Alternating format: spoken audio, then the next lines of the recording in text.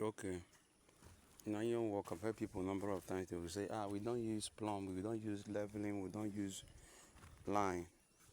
But here we use line if you must have a neat work. As I said earlier, look at this mat. See mat now. Are you seeing the down layer? Are you seeing it very straight? The distance we give you, the measurement we use for the mat is 200. That's 8 inches. You can see the top, the same thing. You can see very straight. So I want to show you how we have it done, how we get it.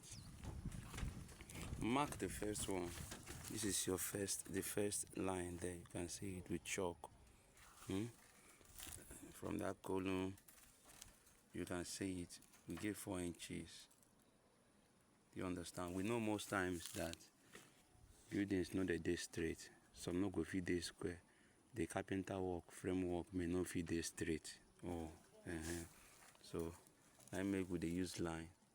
Sometimes if you want to follow the block work, the carpenter work, you see your rod will bend from the beginning to the end. Okay. Now see that first chalk mark there.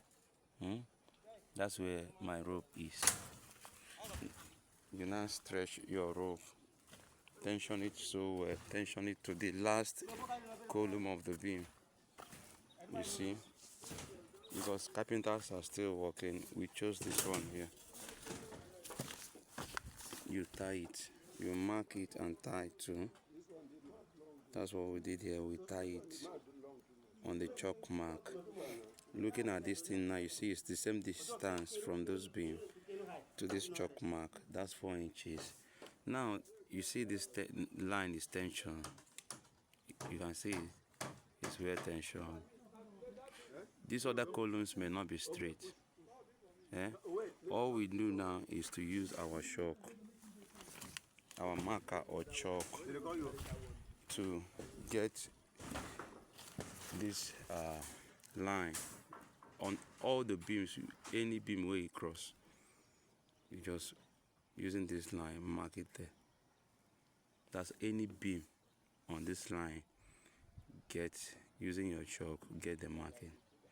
And now from that chalk mark, you now start taking your measurement. This chalk mark, this first one with the line, will be your reference point to take your measurement, your 200.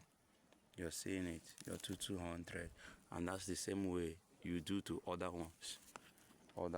So that's what we thought we did, both on the first layer, the bottom layer, and the top layer. That's how to have a straight matting, a very straight matting.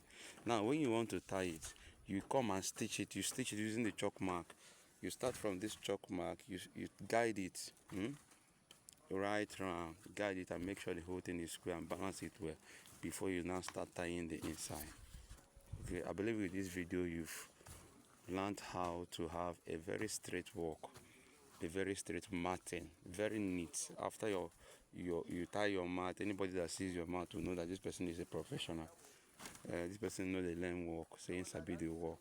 You get, just after marking your lines, after marking your measurement for your mat, guide the outside like this, and also guide it the 4 square. Yeah, if it is a big room, you still divide it, guide it before you start the general tying. Yes, the general tying of how do we do it in general tying? So you do it +1 - 1, +1 - 1, tie one, leave one. That's how we do it. Thank you.